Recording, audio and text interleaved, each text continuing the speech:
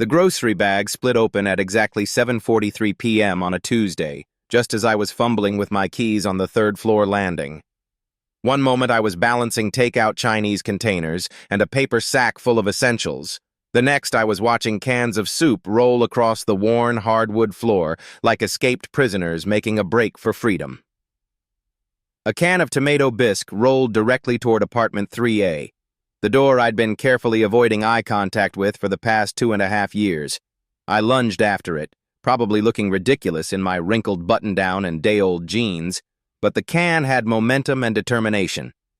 It struck the door with a hollow thunk that seemed to echo through the narrow hallway like a gunshot. I froze, crouched halfway to the floor, one hand stretched toward the rebellious soup can. The silence that followed felt enormous, pregnant with the possibility of discovery. For 2 years, I'd perfected the art of existing invisibly in this building. I knew exactly which floorboards creaked, which stairs groaned under weight, how to time my comings and goings to avoid the other tenants. I was a ghost who paid rent on time and never caused trouble. The door to 3A opened. I was still crouched there like some kind of demented crab, frozen in the middle of chasing soup across the floor, when I found myself looking up into the face of the man I'd been studiously avoiding for 29 months. He was taller than I'd realized from stolen glances in the hallway. Maybe 6'2", with broad shoulders that filled the doorframe and silver-threaded hair that caught the dim light from the overhead fixture. His eyes were darker than I'd expected. Deep brown, almost black, with lines at the corners that suggested either frequent laughter or chronic worry. He was holding a book in one hand, his finger marking his place, and wearing a gray sweater that looked expensive and soft. "Are you all right?" he asked, and his voice was nothing like what I'd imagined. Deeper, warmer, with the faintest trace of an accent I couldn't place. I realized I was still frozen in my ridiculous crouch, staring up at him like a startled animal. The can of tomato bisque sat between us like evidence of my fundamental inability to navigate basic human tasks. "I'm fine," I managed, finally straightening up. "Sorry, my bag just exploded." He looked at the scattered groceries, cans rolling toward the stairwell, a box of crackers overturned near Mrs. Chen's door, rice spilling from a torn bag like confetti. His mouth twitched slightly, and I couldn't tell if he was fighting back a smile or trying not to wince at the chaos I'd brought to his quiet evening. "Happens to the best of us," he said, setting his book down on a small table just inside his doorway. "Here, let me help." Before I could protest, he was stepping into the hallway, gathering my wayward groceries with an efficiency that made my own frantic scrambling look even more pathetic. He moved with careful deliberation, like someone who thought before acting, who measured his words before speaking. Everything about him suggested a man who lived deliberately, who made conscious choices about how to spend his time and energy. "You're 3C, he said, not quite a question. He was crouched now, too, collecting cans, and I found myself staring at his hands. Long fingers, neat nails, a thin silver band on his right ring finger that looked old, worn smooth by years of wear. "Yes," I said, because what else could I say? "And you're 3A. "David," he said, looking up at me. "David Chen. Not related to Mrs. Chen upstairs before you ask. Different Chens entirely." "I'm Marcus," I replied, accepting the cans he'd gathered. "Marcus Reed." "Nice to finally meet you, Marcus Reed." There was something in the way he said "finally" that made me look at him more closely. Had he been as aware of me as I'd been of him? Had he noticed my careful avoidance, my strategic timing, my ghost-like existence in this building? "I should let you get back to your book," I said, gesturing vaguely toward his still-open door. Through the gap, I could see a glimpse of his apartment. Bookshelves, warm lighting, what looked like a chess set on a side table. "It's nothing urgent," David said. "Here, let me help you get this inside." He was already moving toward my door, arms full of my scattered groceries, before I could object. I fumbled with my keys, acutely aware of his presence behind me, the warmth of him in the narrow hallway. My hands were shaking slightly, from embarrassment, I told myself, not from the proximity of this man who'd been haunting the edges of my consciousness for over 2 years. My apartment door finally gave way, and I stepped inside, turning back to accept the groceries from David. Our hands brushed as he passed me the last can, and I felt a small shock of contact that had nothing to do with static electricity. "Thank you," I said. "You really didn't have to—" "It's fine," he interrupted gently. "Really." We stood there for a moment in my doorway, neither of us quite moving to end the interaction. David's eyes were scanning my apartment, taking in the minimal furniture, the stack of freelance projects on my dining table, the single coffee cup in the sink visible from the entranceway. I wondered what he saw when he looked at my carefully sparse life. Did he see someone who traveled light, or someone who'd given up on accumulating anything that mattered? "You work from home," he observed. It wasn't quite a question, but it invited an answer. "Graphic design. Freelance." I shifted the cans in my arms, suddenly conscious of how pathetic my dinner plans must look. "Lots of thrilling logo work and corporate websites." "That sounds challenging," David said diplomatically. I laughed, but there wasn't much humor in it. "That's one word for it." Another pause stretched between us. I should have thanked him again, closed the door, returned to my evening of reheated Chinese food and Netflix. Instead, I found myself studying his face, trying to memorize details I'd only glimpsed before. The way his hair was just slightly too long, curling at the collar of his sweater. The small scar near his left eyebrow. The way he held himself with careful control, as if he was used to being watched, judged, found wanting. "What about you?" I asked before I could stop myself. "I mean, what do you do?" "For work." Something shifted in his expression, a shadow crossing his features like clouds over the sun. "I used to teach," he said carefully. "Literature, college level. Now I write. Try to write." The hesitation in his voice suggested there was more to the story, complications he wasn't ready to share with a neighbor he'd just officially met. I understood that kind of careful editing of one's own history. "That's great," I said, though I could tell from his expression that it wasn't, not entirely. "Fiction. Non-fiction. Essays mostly. Some poetry." He shifted slightly, and I caught a whiff of his scent, something clean and warm, like cedar and old books. Nothing earth-shattering. "I'd like to read some of your work sometime," I said, then immediately felt heat rise in my cheeks. Too forward, too presumptuous. We'd known each other for all of 10 minutes. But David's expression softened slightly. "I'd like that," he said quietly. "Maybe when I have something worth sharing." The cans were getting heavy in my arms, but I didn't want to move, didn't want to break whatever fragile connection was forming between us. In the dim light of the hallway, with the sounds of the city filtering up from the street below, it felt like we were the only two people in the world. "I should let you get back to your evening," David said eventually, though he made no move to leave. "Right, yes, of course." I took a step backward into my apartment. "Thank you again for helping with the groceries." "Of course." He was backing toward his own door now, but slowly, as if he too was reluctant to end this unexpected encounter. "Maybe I'll see you around." "Maybe," I agreed, though we both knew that for the past 2 years we'd been experts at not seeing each other around. David had reached his door, his hand on the frame, when he paused and turned back to me. "Marcus," he said, and something in his voice made me straighten. "You don't have to go yet, if you don't want to." The words hung in the air between us, heavy with possibility and unspoken questions. I stood in my doorway, arms still full of rescued groceries, staring at this man who'd just turned my carefully ordered world upside down with a simple act of kindness.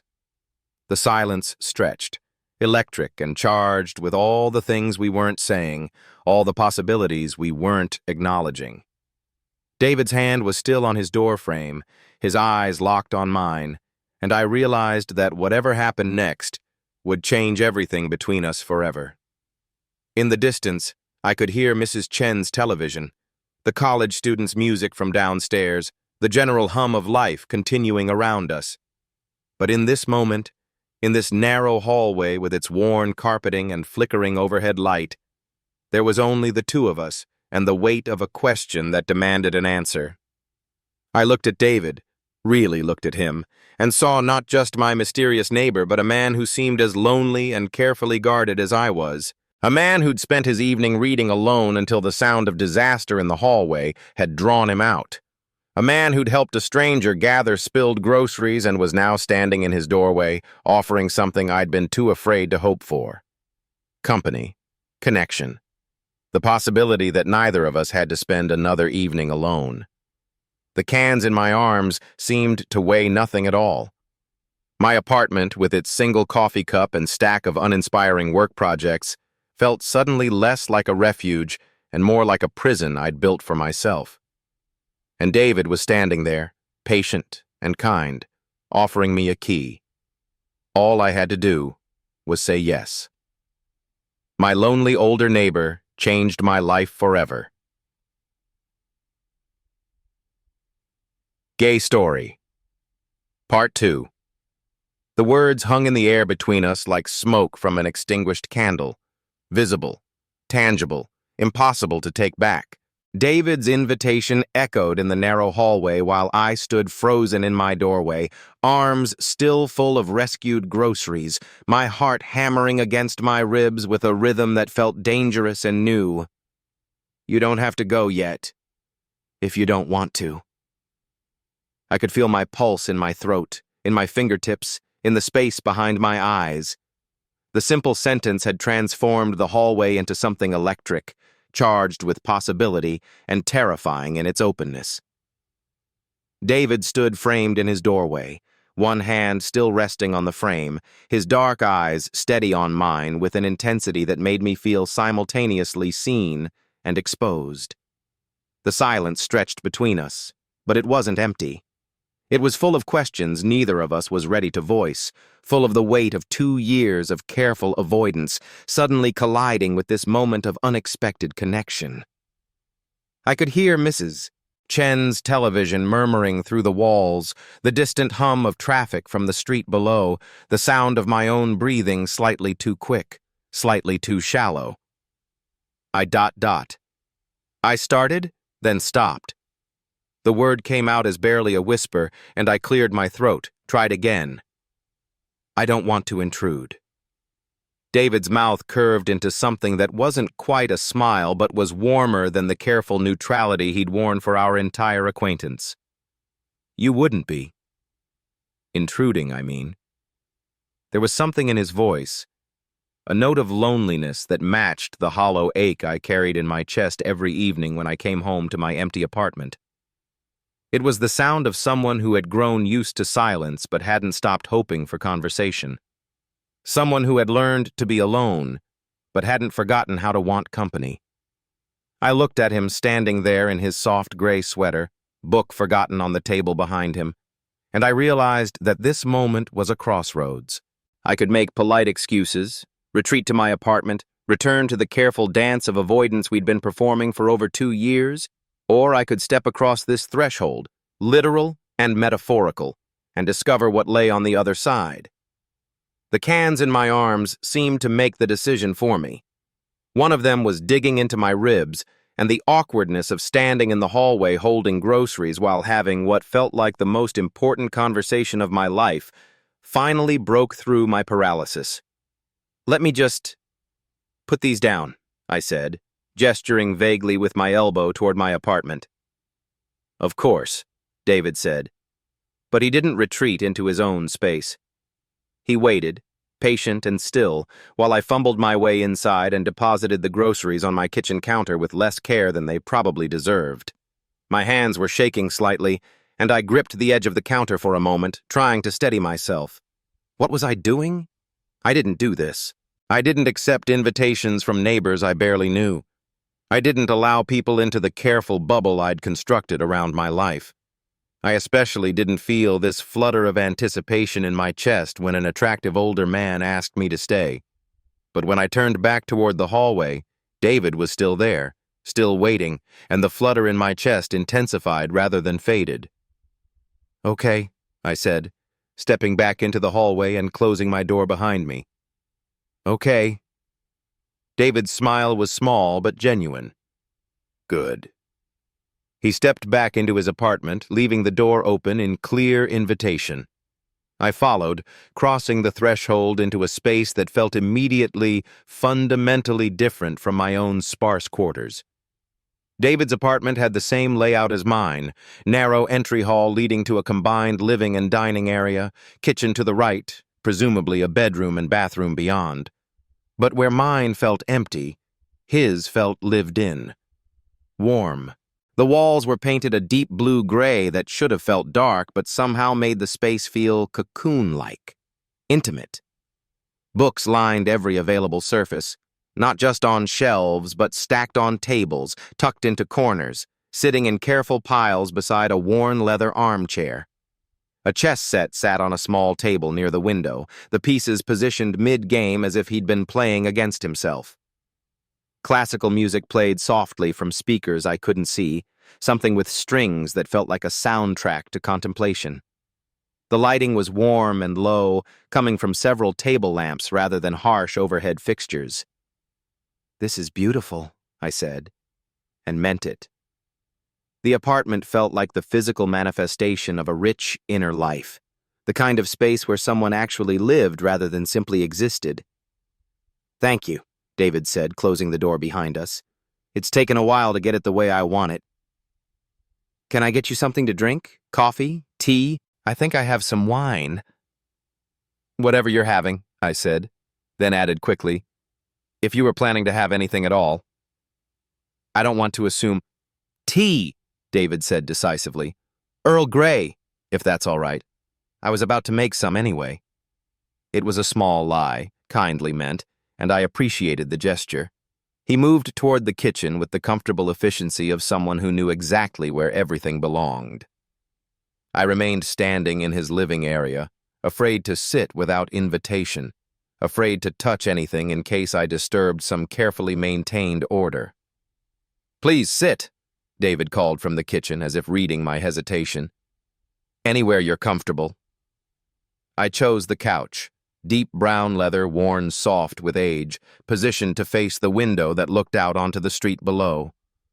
Rain had begun while we were inside, droplets streaking down the glass and creating shifting patterns of light and shadow on the walls.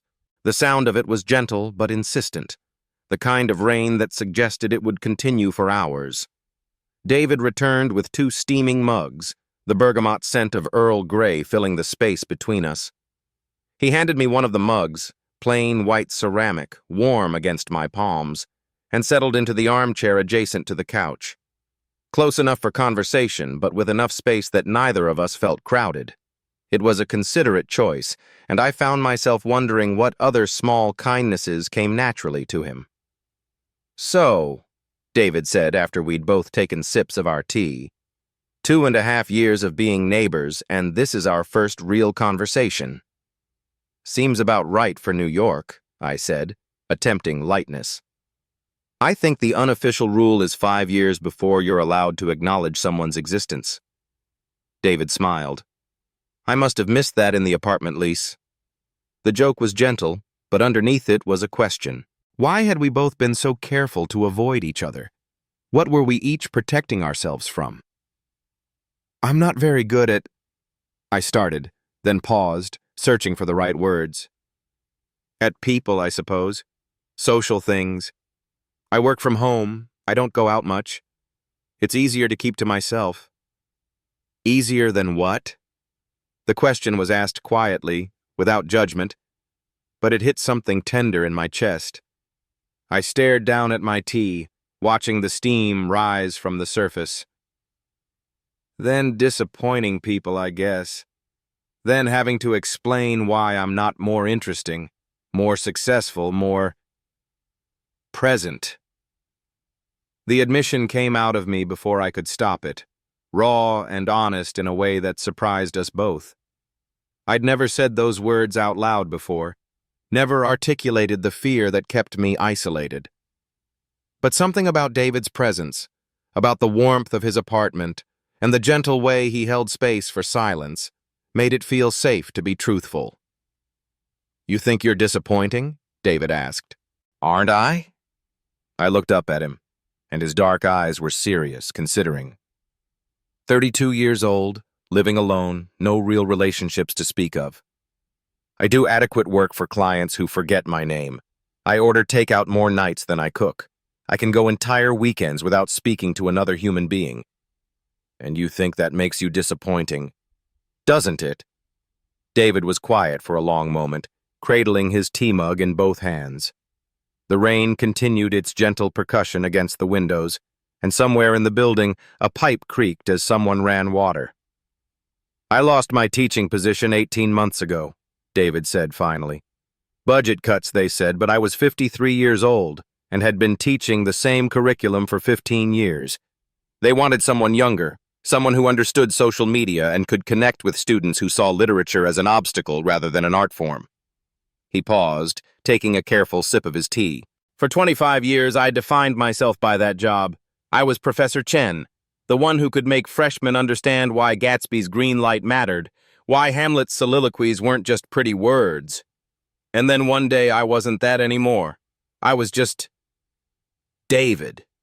Unemployed David with a mortgage and no idea how to be anyone else." The vulnerability in his voice was like a physical thing, tangible and fragile. I wanted to say something comforting, something wise, but I recognized the weight of what he was sharing and knew that platitudes would only diminish it. "What did you do?" I asked instead. "Panicked, initially," David said with a wry smile. "Applied for every teaching position within a 50-mile radius. Considered moving back to Ohio, where my sister lives. Spent about 6 months feeling sorry for myself and drinking too much wine.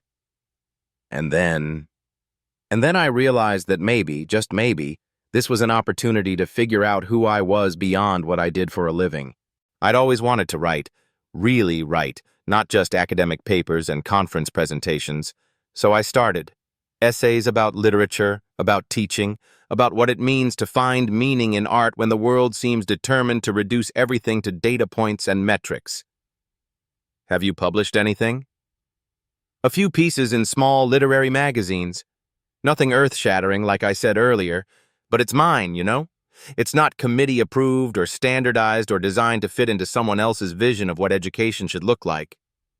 I nodded, understanding more than he might have expected. "It sounds like you found something real." "I'm trying to." David's eyes met mine across the small space between couch and chair. "But some days I feel like I'm just playing at being a writer, like I'm too old to reinvent myself, too set in my ways to become someone new." "You're not too old," I said without hesitation. 53 isn't ancient. You have decades of experience, of reading, of understanding how stories work. That's not a disadvantage. You're very kind to say that. I'm not being kind. I'm being honest. I leaned forward slightly, surprised by my own conviction. I spend my days creating logos and websites for people who could hire anyone with basic Photoshop skills. You're creating something that matters, something that uses everything you've learned about literature and meaning and human connection. That's not playing at anything. That's courage. David stared at me for a moment, and I saw something shift in his expression. Surprise, maybe, or recognition. As if he was seeing me differently, reassessing whatever assumptions he'd made about the quiet neighbor who kept to himself. "When was the last time you did something that felt courageous?" he asked. The question caught me off guard. I sat back against the couch cushions, considering. When had I last taken a risk, made a choice that felt meaningful rather than safe? "I honestly can't remember," I admitted.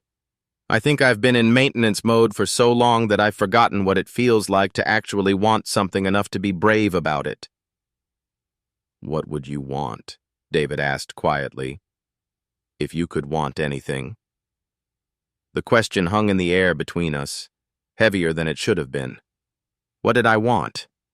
The answers that came to mind felt too honest, too revealing. I wanted to matter to someone. I wanted to create something beautiful. I wanted to stop feeling like I was watching my life from the outside, waiting for permission to fully participate. I wanted to know what it would feel like to be known by someone like David. I used to paint, I said instead, choosing a safer truth. In college, before I switched to graphic design. Terrible paintings, probably, but I loved the process. The way colors could blend into something you didn't expect. The way you could put something on canvas that didn't exist before you made it exist. Why did you stop? Practical reasons initially. Graphic design paid better, had more job security. But then, I paused, trying to articulate something I'd never fully examined. I think I stopped believing I had anything worth saying. Paint felt too honest, too revealing. With design, I could hide behind client needs, brand requirements. I didn't have to expose myself. And now? Now I wonder if I was just afraid of being bad at something I cared about. David nodded slowly, as if he understood exactly what I meant. It's safer to fail at things that don't matter to us. Exactly. We sat in comfortable silence for a while, drinking our tea and listening to the rain. The conversation had taken us to places I hadn't expected to go, revealed things about both of us that felt significant. I was acutely aware of David's presence, the way he held his mug, the occasional sound of his breathing, the way the lamplight caught the silver in his hair. "Can I ask you something personal?" David said eventually. "After the conversation we just had, I think we're past worrying about personal boundaries," I said, attempting levity to cover my sudden nervousness. "Have you ever been in love?" The question hit me like a physical blow, unexpected and direct. I felt heat rise in my cheeks and was grateful for the low lighting that might hide my reaction. I started, then stopped. The honest answer was complicated, layered with shame and confusion, and years of careful self-denial. "You don't have to answer," David said quickly. "I'm sorry, that was too—" "No, it's okay," I interrupted. "It's just, the answer is more complicated than yes or no." David waited, patient and non-judgmental, while I gathered the courage to continue. "I thought I was, once. In college. Her name was Sarah, and she was smart and funny and kind. We dated for 2 years, and everyone, including me, assumed we'd get married after graduation. But something always felt off, like I was playing a role that almost fit but not quite." I paused, took a sip of tea to buy myself time. It took me longer than it should have to realize that what felt off wasn't her. It was the expectation that I should want what every other guy my age seemed to want. I cared about Sarah deeply, but I wasn't in love with her. I was in love with the idea of being normal, of fitting into a life that made sense to other people. And since then, I've been very careful not to get close enough to anyone for it to matter. I met his eyes. "What about you?" David was quiet for a long moment, his fingers tracing the rim of his tea mug. "There was someone," he said finally. "Another teacher at the university. We were together for 6 years, lived together for 4 of them. His name was Robert." The pronoun hung in the air between us, a small word with enormous implications. I felt something shift in my chest, a door opening to possibilities I'd been afraid to consider. "What happened?" I asked gently. "He wanted things I wasn't ready to give him. Marriage, children through adoption or surrogacy, a life that was completely open about who we were. I was still so careful, so worried about how it might affect my career, my relationship with my family. I thought we had time to figure it out gradually." David's voice had grown soft, tinged with regret. "He got tired of waiting for me to be ready. Found someone who already knew what he wanted. They're married now, living in Portland with twin daughters. I see their updates on social media sometimes. They look happy. I'm sorry. So am I. Not that he found happiness. I'm genuinely glad he did. But I'm sorry I couldn't be braver when it mattered. Sorry I let fear make my decisions for me. The rain had intensified, drumming harder against the windows. The sound created a sense of enclosure, of the world narrowing down to just this room, this conversation, the two of us sharing truths in the lamplight. Is that why you asked? About being in love? David looked at me, and there was something vulnerable in his expression, something tentative and hopeful. I suppose I wanted to understand you better. To know if you'd ever felt that kind of connection with someone, or if you were as carefully alone as you seemed to be. And now you know I'm carefully alone by choice, not by accident. Are you, though? Alone by choice? The question was asked quietly, but it felt like the most important thing either of us had said all evening. I could feel my heart beating faster, could sense that we were approaching something that would change the careful dynamic we'd established. I thought I was, I said honestly. But sitting here with you, having this conversation, I'm starting to think maybe I was just alone by fear. David set his empty mug on the side table and leaned forward slightly, his elbows resting on his knees. The movement brought him closer to me, close enough that I could see the flecks of gold in his dark eyes. Fear of what? Of wanting something I might not be able to have. Of caring about someone who might not care back. Of discovering that I'm exactly as disappointing as I think I am. Marcus, David said, and the way he said my name made me look directly at him. You're not disappointing. You barely know me. I know you helped a stranger gather spilled groceries without being asked. I know you listened to me talk about losing my job without trying to fix it or minimize it. I know you've been kind and honest and present in a way that most people aren't capable of. His words hit something deep in my chest, a part of me that had been holding its breath for years. I know you're sitting in my apartment at 9 o'clock on a Tuesday evening, sharing tea and conversation, when you could be safe in your own space watching Netflix or working on client projects. That doesn't seem like disappointment to me. That seems like courage. The space between us felt charged, electric with possibility. David's eyes were steady on mine, and I could see my own uncertainty reflected there, mixed with something that looked like hope. David, I said, my voice barely above a whisper. Yeah? I don't know how to do this. I don't know how to be open, vulnerable.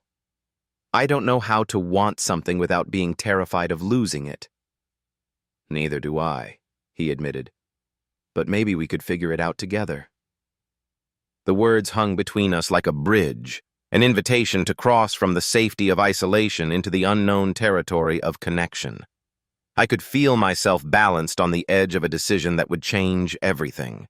David reached across the small space between his chair and the couch, his hand coming to rest on my knee. The contact was gentle, tentative, but it sent warmth spreading through my body like sunlight. Is this okay? He asked. I nodded, not trusting my voice. His hand was warm through the fabric of my jeans, his touch careful but unmistakably intentional. I could feel my pulse thrumming under my skin, could hear my breathing change in the quiet room. Marcus, David said again, and this time my name sounded like a question. I moved without conscious thought, shifting from my position on the couch to the space beside him on the floor, our knees almost touching. David's hand moved from my leg to cup my face, his thumb brushing across my cheekbone with devastating gentleness. Is this what you want?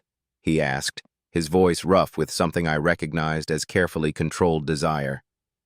Instead of answering with words, I leaned into his touch, covering his hand with mine. David's breath caught, and I saw his pupils dilate in the lamplight. The kiss, when it came, was everything I hadn't known I was waiting for. David's lips were soft, warm, tasting faintly of bergamot tea. He kissed me with careful intensity, as if I was something precious he was afraid of breaking. I felt myself melting into him, my hands finding the soft wool of his sweater, pulling him closer. When we finally broke apart, both of us breathing hard, David rested his forehead against mine. "That was—" he started. "Yeah," I agreed, because there were no words for the way I felt turned inside out and remade all at once. We moved to the couch together, settling into the cushions with David's arm around me and my head on his shoulder. The rain continued its steady rhythm against the windows, and the warm light from the lamps made everything feel golden, dreamlike. "What happens now?" I asked, my voice muffled against his sweater. "I don't know," David said honestly, "but I'd like to find out." I closed my eyes, listening to the steady rhythm of his heartbeat beneath my ear. For the first time in years, maybe ever, I felt like I was exactly where I was supposed to be. The future was uncertain, full of questions and possibilities that both thrilled and terrified me. But for this moment, in this room, with this man holding me carefully as rain painted patterns on the windows, uncertainty felt like hope rather than fear. Something was beginning between us, fragile and new and precious.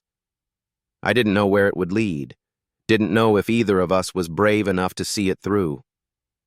But as David's fingers traced gentle patterns on my shoulder and sleep began to pull at the edges of my consciousness, I allowed myself to believe that maybe, just maybe, we could learn to be courageous together. The rain continued through the night, a steady soundtrack to new possibilities. My lonely older neighbor changed my life forever. Part 2. The space between words. The silence stretched between us like a taut string, vibrating with possibility and fear.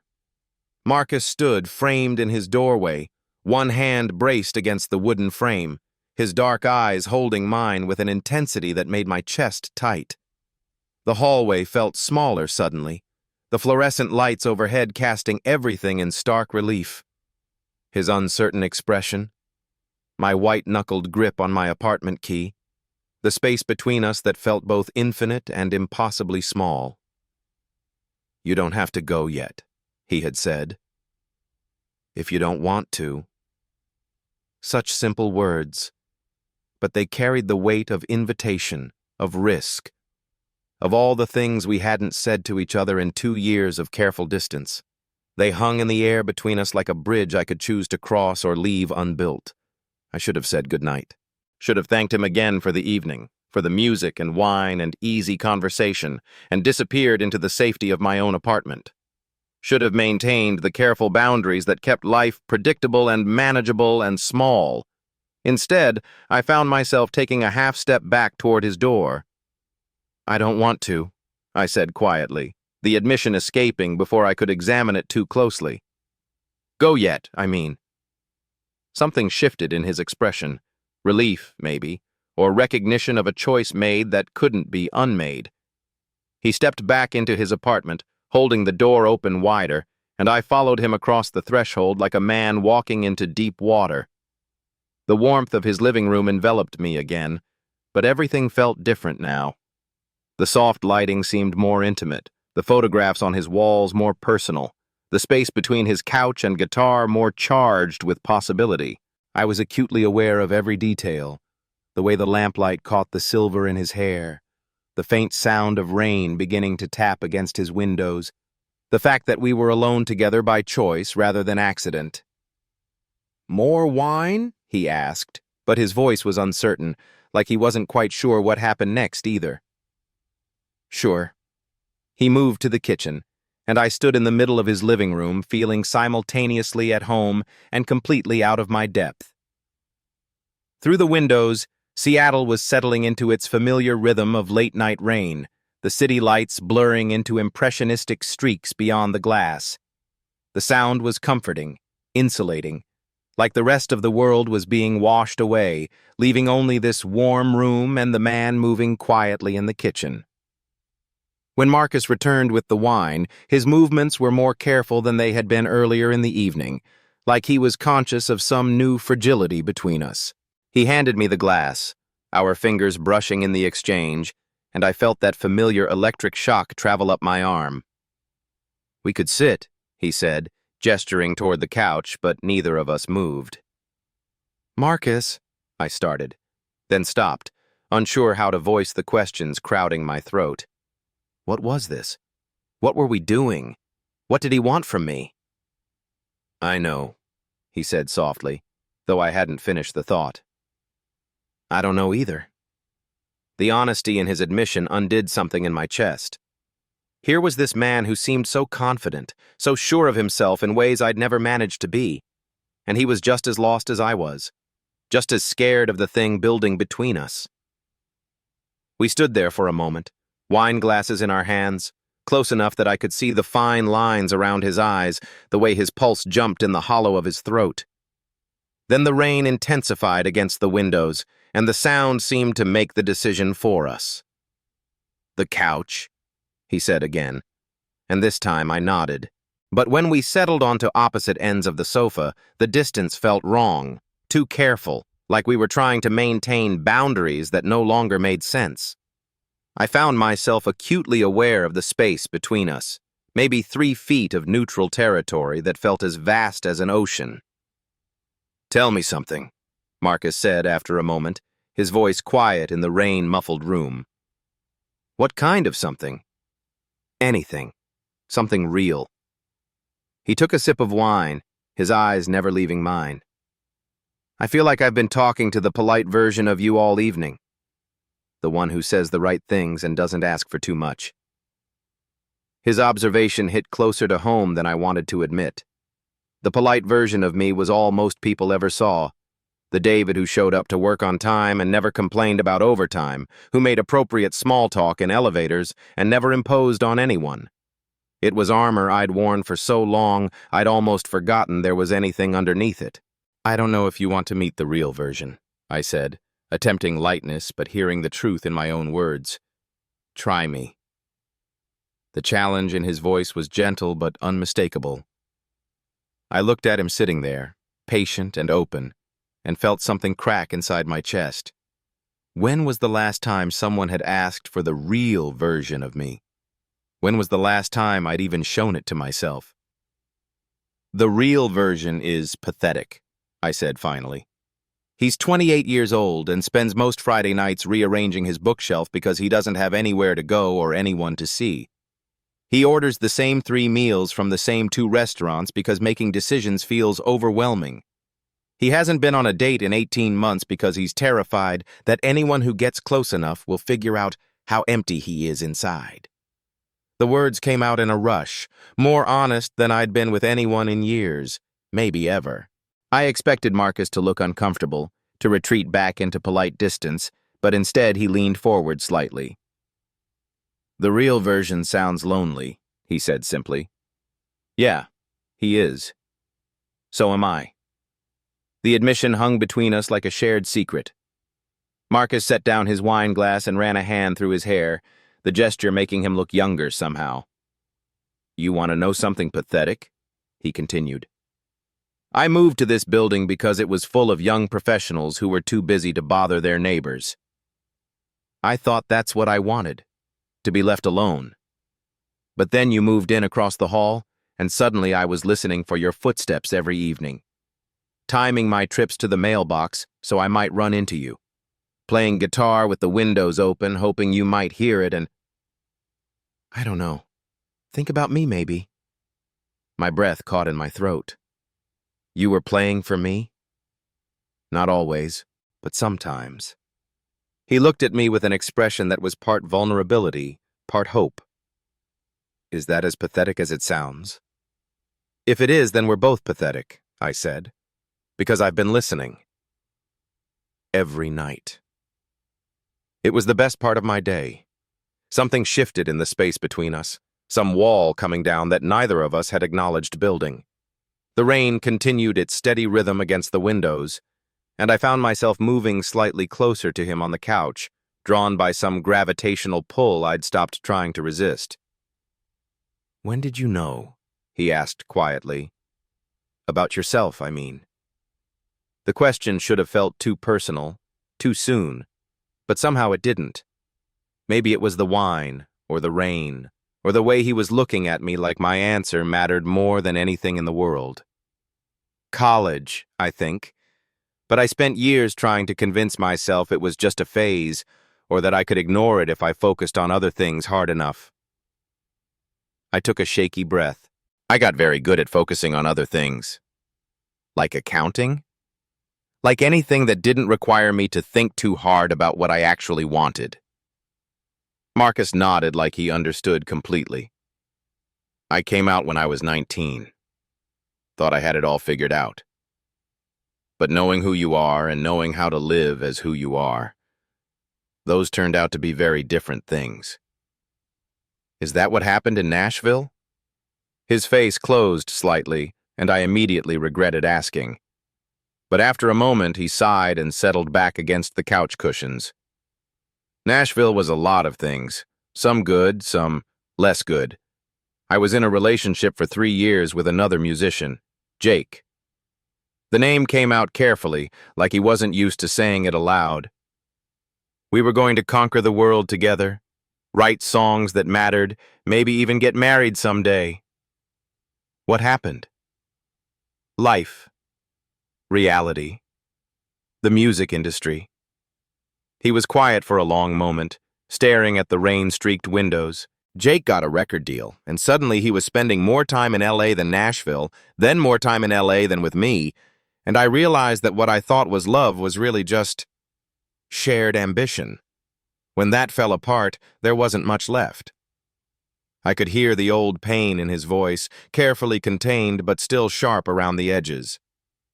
Is that when you stopped playing professionally? That's when I stopped believing that music could save me. Or that anyone could, really. The words hit me like a physical blow. I recognized that particular brand of disillusionment, the way hope could curdle into cynicism when it was disappointed too many times. Do you regret it? I asked. Coming here, starting over? No. The answer came without hesitation. I needed to figure out who I was when I wasn't performing for someone else. When I wasn't trying to be what someone else needed me to be. And did you figure it out? He turned to look at me, and there was something in his expression that made my pulse race. I'm still working on it. The silence that followed felt different from the earlier ones, heavier, more charged. We were closer now on the couch, close enough that I could see the gold flecks in his dark eyes, close enough that when he shifted slightly, his knee brushed against mine. Neither of us moved away from the contact. David, he said, my name soft in his mouth like a question. Yeah? I want to tell you something, but I'm afraid it'll scare you off. My heart hammered against my ribs. Tell me anyway. He took a breath as if gathering courage. I've been thinking about you for 2 years. Not just noticing you, not just wondering about you, thinking about you, about what it would be like to know you, really know you, about what it would be like to... He trailed off, shaking his head. Christ, this is harder than I thought it would be. What it would be like to what? I asked, though I thought I knew, hoped I knew. To not be alone anymore. The admission hung between us like a bridge finally built, finally crossable. I felt tears prick at the corners of my eyes, not from sadness, but from the overwhelming relief of recognition, of finding someone who understood the particular ache I'd been carrying around for years. Marcus, I whispered. And then I was moving, closing the distance between us on the couch until we were sitting close enough that our thighs pressed together, close enough that I could smell that woodsy scent that clung to him, close enough that when I reached out, my fingers found his hand. He went very still when I touched him, like he was afraid that moving might break whatever spell had settled over us. His hand was warm and calloused under mine, real and solid in a way that made my chest tight with emotion. I don't know how to do this, I said quietly. I don't know how to be close to someone without fucking it up. You're not fucking anything up, he said, his thumb moving in a small circle across my knuckles. You're perfect. The word hit me like a shock. Perfect. When was the last time someone had called me perfect? When was the last time someone had looked at me the way Marcus was looking at me now, like I was something precious and fragile and worth protecting? I'm not, I said, but the protest was weak. You are, to me. And then his free hand was cupping my face, his thumb tracing the line of my cheekbone, and I was leaning into the touch like a man who'd been starving for gentleness. David, he said again, and this time my name sounded like a prayer. Yeah? Can I kiss you? The question stopped my breath in my chest. I looked at him. This man who had been a fantasy for 2 years, who played heartbreaking music in the dark, who cleaned up my messes without being asked, who saw something in me worth wanting, and felt my world tilt on its axis. Please, I whispered. He leaned forward slowly, giving me every opportunity to change my mind, to pull away, to retreat back into the safety of distance. But I didn't want safety anymore. I wanted this, wanted him, wanted the connection I could see in his eyes, wanted to know what it felt like to be chosen by someone who mattered. When his lips touched mine, it was soft at first, tentative, a question rather than a statement. But when I kissed him back, when I let my hand tangle in his hair and pulled him closer, something ignited between us. The kiss deepened, became hungry, desperate, like we were trying to make up for 2 years of careful distance all at once. His hands found my waist, pulling me closer until I was half in his lap, and I could taste wine on his tongue, could feel the slight roughness of his beard against my skin. It was nothing like the awkward, fumbling kisses I remembered from college, from the few tentative experiments I'd allowed myself over the years. This felt like coming home, like finding something I didn't even know I'd been looking for. When we finally broke apart, both breathing hard, Marcus rested his forehead against mine. Jesus, he breathed. Yeah. We stayed like that for a moment, sharing air, sharing space, the taste of each other still on our lips. Outside, the rain continued its steady rhythm, and I found myself thinking that this was what safety felt like. Not the absence of risk, but the presence of someone worth taking risks for. I should probably go, I said, though every fiber of my being was screaming at me to stay. Should you? His voice was rough, affected. It's late, and you probably need to work tomorrow, and I don't want to... David. He pulled back far enough to look at me, his hands still resting on my waist. Do you want to go? The question was simple, but the weight of it was enormous. What did I want? I wanted to stay here in this warm room with this man who kissed me like I mattered.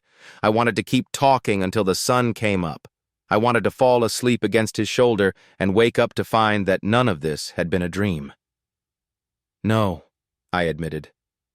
I don't want to go. Then don't. But I don't, he said again, more firmly this time. Don't talk yourself out of this. Don't decide for both of us that this is too much or too fast or too dangerous. Just stay, if you want to. I looked at him, at this man who was offering me everything I'd been afraid to want, and felt something fundamental shift inside my chest. Okay, I said, I'll stay. The smile that spread across his face was worth every moment of fear, every second of uncertainty that had led us to this point.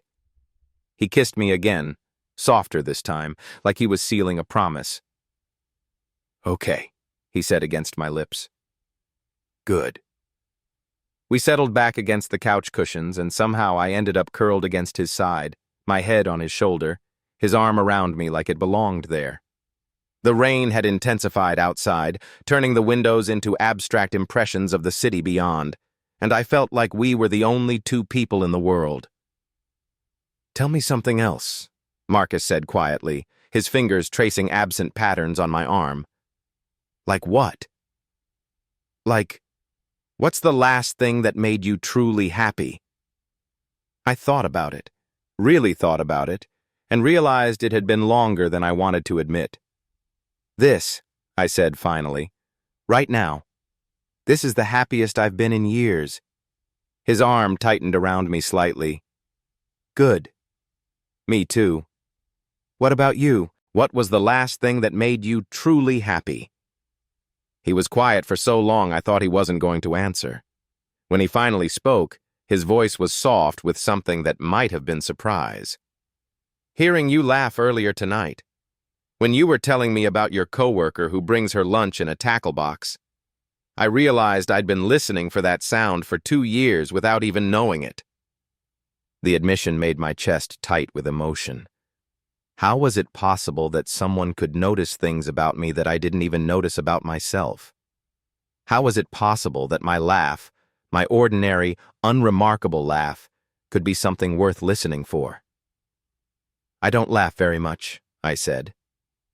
I know. That's what made it special. We fell into comfortable silence after that, listening to the rain and each other's breathing. I found myself cataloging details, the way his sweater felt soft against my cheek, the steady rhythm of his heartbeat under my ear, the scent of his skin and the wine we'd shared. I wanted to remember everything, to hold on to this moment in case it turned out to be the only one like it I'd ever have. Marcus? I said after a while. Are you scared? Terrified, he admitted without hesitation. Of what? Of this being too good to be real. Of fucking it up. Of you waking up tomorrow and deciding this was a mistake. I lifted my head to look at him. What if I don't? What if I wake up tomorrow and want this even more than I do right now? Something vulnerable and hopeful flickered in his eyes. Do you think that's possible? I think it's inevitable. He kissed me again then, slow and deep and full of something that felt like promise. When we broke apart, he pulled a throw blanket from the back of the couch and settled it over both of us. Stay here tonight, he said quietly. Just like this. We don't have to. We can just sleep. But stay. The invitation was so simple, so perfect, that I felt tears prick at my eyes again. Not just sex, not just physical release, but companionship. The basic human comfort of not sleeping alone. Are you sure? I've never been more sure of anything in my life. I settled back against his chest, letting the warmth of the blanket and his body surround me. Outside, Seattle continued its eternal conversation with the rain, but inside this warm room, everything felt still and safe and right. David, Marcus said, his voice already heavy with approaching sleep. Yeah. Tomorrow's going to be different, isn't it? I thought about that. About going back to work. About passing him in the hallway. About the careful distance we'd maintained for 2 years that could never be rebuilt now that it had been crossed. Yeah, I said. It is. Good different? I tilted my head up to look at him one more time, at this man who had somehow become the answer to questions I'd been afraid to ask. The best kind of different. He smiled, that slow, devastating smile that transformed his entire face, and pressed a kiss to the top of my head. Sleep, he murmured. I'll be here when you wake up. I closed my eyes, listening to the rain and his breathing and the quiet miracle of not being alone. Somewhere in the space between sleeping and waking, I felt something in my chest unfurl, something that had been closed for so long I'd forgotten it existed. Hope. For the first time in years, I fell asleep looking forward to tomorrow. I woke to soft gray light filtering through unfamiliar windows and the disorienting sensation of not being in my own bed. For a moment I lay still, trying to piece together where I was and why my pillow smelled like woodsy cologne and felt remarkably like someone's chest. Then memory flooded back. The wine, the conversations, the kiss that had changed everything, the decision to stay. I was curled against Marcus's side on his couch, his arm still around me, the throw blanket tangled around our legs. He was still asleep, his face peaceful in a way I'd never seen it, the sharp lines around his eyes softened by rest. I should have felt awkward. Should have been second-guessing every decision that had led me to wake up in my neighbor's arms. Instead, I felt something I barely recognized. Contentment. Deep, bone-level satisfaction with exactly where I was and who I was with. The rain had stopped sometime during the night, leaving behind a clean, washed world visible through his windows. Seattle looked different in the morning light, softer somehow, like the city had been renewed overnight. Marcus stirred beneath me, his arm tightening slightly around my waist before his eyes opened. When he saw me looking at him, a slow smile spread across his face. "Morning," he said, his voice rough with sleep. "Morning. Sleep okay?" "Better than I have in years," I admitted. "Good." He reached up to brush a piece of hair away from my forehead, the gesture so casual and intimate it made my chest tight. "Coffee?" "That sounds perfect." But neither of us moved. We lay there in the gray morning light, studying each other's faces like we were memorizing them, like we were afraid this fragile thing between us might disappear with full consciousness. "David," Marcus said finally, and something in his tone made me look at him more closely. "Yeah?" "Last night, I don't want you to think it was just about being lonely, or that I'm looking for just anyone to fill some void." I felt my stomach clench with sudden fear. "What are you saying?" "I'm saying it's you. It's been you for 2 years, and it's still you this morning, and I think it's going to be you tomorrow, too." He paused, searching my face. "Is that okay?" The relief that flooded through me was so intense I felt dizzy with it. "More than okay." "Good." He kissed me softly, briefly. "Because I have no idea what I'm doing here, but I know I want to keep doing it with you." "We can figure it out together," I said, surprising myself with how steady my voice sounded. "Together," he repeated, like he was testing how the word felt. I liked the sound of that. We eventually made it to the kitchen, where Marcus moved around with easy competence, making coffee and scrambling eggs while I sat at his small table and watched him cook. There was something deeply domestic about the scene, something that spoke to a life I'd never imagined for myself, but suddenly wanted desperately. "What time do you need to be at work?" he asked, sliding a plate in front of me. I glanced at the clock on his stove and felt reality reassert itself with uncomfortable clarity. "In about 2 hours. Enough time for breakfast, then." We ate in comfortable silence, stealing glances at each other like teenagers with a secret. But underneath the contentment, I could feel anxiety building. What happened now? Did I go home and shower and pretend this had all been a dream? Did I knock on his door tonight and hope for an invitation? How did two people navigate the space between one perfect night and whatever came next? As if reading my thoughts, Marcus reached across the table and took my hand. "Hey," he said quietly. "Whatever you're thinking, stop." "I'm not thinking anything. You're thinking so hard I can hear the gears turning from here." I laughed despite myself. "Maybe a little. What's the worst-case scenario in your head right now?" I looked at him, at this man who had somehow learned to read me in the space of one evening, and decided to be honest. That this was a one-time thing, that we go back to being polite neighbors who nod in the hallway and pretend this never happened. And what's the best-case scenario? The question caught me off guard. I'd gotten so used to expecting disappointment that I'd stopped imagining good outcomes. "I don't know," I admitted. "Think about it." I closed my eyes, let myself imagine for just a moment. Best case?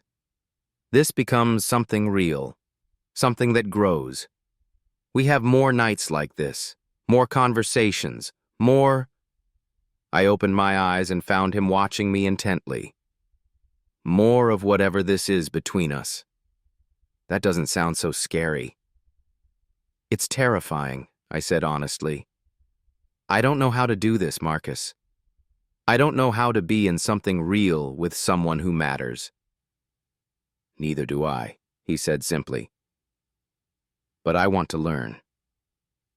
With you. The words hit me like a promise, like a lifeline thrown to a drowning man. Okay, I said, the word barely a whisper. Okay? Yeah, let's learn together. The smile that spread across his face was radiant, and when he leaned across the table to kiss me, I tasted possibility on his lips. When I finally left his apartment an hour later, it was with the understanding that this was the beginning of something, not the end. We didn't make elaborate plans or declarations, just a simple agreement to have dinner together that evening. He would cook, I would bring wine, and we would see where the conversation took us. Walking across the hallway to my own apartment felt like crossing between two different worlds, the one where I was alone and going through the motions of living, and the one where someone was waiting for me to come home. I showered and dressed for work, but everything felt different. The face in the mirror looked the same, but there was something in my eyes that hadn't been there yesterday morning, a brightness, a sense of anticipation that had nothing to do with quarterly reports and everything to do with the knowledge that when I came home tonight, I wouldn't be coming home to emptiness. As I headed for the stairs, I heard the soft sound of guitar music coming from 4C, and I paused, smiling to myself. He was playing something new, something lighter than his usual melancholic melodies, something that sounded almost like hope. I took the stairs 2 at a time, feeling lighter than I had in years. Outside, Seattle was waking up under a sky that had been washed clean by the night's rain, and for the first time in as long as I could remember, I was excited to see what the day would bring. Behind me, the music continued, following me down the stairwell like a promise, that tonight I would climb these same stairs, but I wouldn't be climbing them alone. Tonight, someone would be waiting for me. Tonight, I would be coming home.